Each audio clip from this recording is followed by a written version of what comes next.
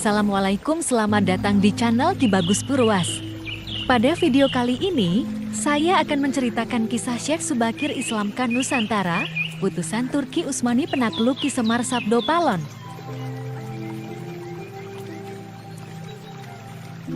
Syekh Subakir merupakan seorang ulama wali Songo periode pertama di bumi Nusantara. Dia sengaja dikirim oleh Khalifah dari Kesultanan Turki Utsmaniyah Sultan Muhammad I untuk menyebarkan ajaran agama Islam di wilayah Nusantara Indonesia. Konon Syekh Subakir telah menumbal tanah Jawa dari pengaruh negatif makhluk halus saat awal penyebaran ajaran Islam di Nusantara. Kisahnya dimulai saat Sultan Muhammad I bermimpi mendapatkan wangsit menyebarkan dakwah Islam ke Timur Asia. Adapun mubalighnya diharuskan berjumlah 9 orang. Jika ada yang pulang atau wafat maka akan digantikan ulama lain asal tetap berjumlah 9. Sehingga dikumpulkanlah beberapa ulama terkemuka dari seluruh dunia Islam waktu itu. Para ulama yang dikumpulkan tersebut mempunyai keahlian di bidang masing-masing. Ada yang ahli tata negara, berdakwah, pengobatan, tumbal, atau ruqyah, dan lain-lain. Lalu dikirimlah beberapa ulama ke Nusantara atau Tanah Jawa. Namun sudah beberapa kali utusan dari Kesultanan Turki Utsmaniyah yang datang ke Tanah Jawa untuk menyebarkan agama Islam, tapi mengalami kegagalan dan kebuntuan. Penyebabnya, masyarakat Jawa saat itu sangat memegang teguh aliran kepercayaan turun-temurun.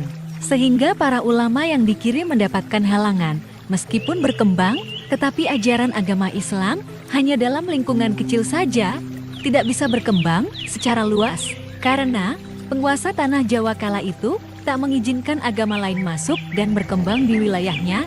Kala itu, Pulau Jawa masih merupakan hutan belantara angker dan dipenuhi makhluk halus dan jin-jin sangat jahat. Lalu diutuslah Syekh Subakir, ulama asal Persia yang ahli dalam meruqyah, ekologi, meteorologi, dan geofisika ke tanah Jawa. Beliau diutus secara khusus menangani masalah-masalah gaib dan spiritual yang dinilai telah menjadi penghalang diterimanya Islam oleh masyarakat Jawa. Ketika itu dengan harapan dia bisa berhasil menyebarkan agama Islam di tanah Jawa. Berdasarkan babat tanah Jawa, sesampainya di wilayah Nusantara, Syekh Subakir yang menguasai ilmu gaib dapat menerawang makhluk halus itu mengetahui penyebab utama kegagalan para ulama pendahulu karena dihalangi para jin dan dedemit tanah Jawa. Bahkan, para jin, dedemit, dan lelembut tersebut bisa merubah wujud menjadi ombak besar yang mampu menenggelamkan kapal berikut penumpangnya dan menjadi angin puting beliung yang mampu memporak-porandakan apa saja yang berada di depannya. Selain itu, para jin kafir dan bangsa lelembut tersebut juga bisa berubah wujud menjadi hewan buas yang mencelakakan para ulama pendahulu tersebut. Untuk mengatasi hal tersebut, Syekh Subakir sudah membawa batu hitam dari Arab yang telah dirajah. Lalu batu dengan nama Raja Aji Kalacakra tersebut dipasang di tengah-tengah tanah Jawa, yaitu di puncak Gunung Tidar, Magelang. Karena Gunung Tidar tersebut sangat dipercayai sebagai titik sentral atau pakunya tanah Jawa kala itu. Efek dari kekuatan gaib suci yang dimunculkan batu hitam tersebut menimbulkan gejolak yang tak biasa. Alam yang tadinya cerah dan sejuk, matahari bersinar terang, damai dengan kicau burung, tiba-tiba berubah drastis selama 3 hari 3 malam. Cuaca mendung, angin bergerak cepat, kilat menyambar menimbulkan hujan api, di mana-mana gunung-gunung bergemuruh tiada henti, lelembut, setan, maupun siluman yang tinggal di sana melarikan diri untuk menyelamatkan diri. Jin, peri, banaspati, kuntilanak hingga jailangkung semua hanyut dalam air karena tak kuat menahan panasnya pancaran batu hitam tersebut. Makhluk halus yang masih hidup pun terpaksa mengungsi ke lautan. Sebagian jin lainnya mati akibat hawa panas dari tumbal yang dipasang Syekh Subakir tersebut. Melihat hal itu, konon penguasa tanah Nusantara yakni Sabda Palon, raja bangsa jin yang telah berusia 9.000 tahun bersemayam di puncak Gunung Tidar Terusik. Kemudian, Dia keluar mencari penyebab timbulnya hawa panas bagi bangsa jin dan lelembut tersebut. Sabda Palon lalu berhadapan dengan Syekh Subakir. Sabda Palon lalu menanyakan maksud dari pemasangan batu hitam tersebut. Sang ulama kala itu menyatakan dia sengaja menancapkan batu hitam itu untuk mengusir bangsa jin dan lelembut yang mengganggu upaya penyebaran ajaran Islam di tanah Jawa oleh para ulama utusan dari Khalifah Turki Utsmaniyah. Setelah terjadi perdebatan yang panjang, akhirnya mereka segera mengadu kesaktian. Pertempuran antara keduanya terjadi selama 40 hari 40 malam yang membuat tanah Pulau Jawa saat itu berguncang keras dengan cuaca badai kilatan yang besar. Sabda Palon yang juga dikenal sebagai Ki Semar Badranaya Sang Danyang Tanah Jawa ini merasa kewalahan dan menawarkan perundingan.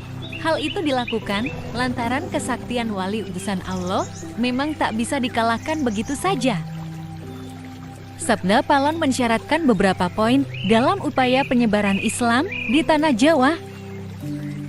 Isi kesepakatan antara lain, Sabda Palon memberi kesempatan kepada Syekh Subakir beserta para ulama untuk menyebarkan Islam di tanah Jawa, tetapi tidak boleh dengan cara memaksa.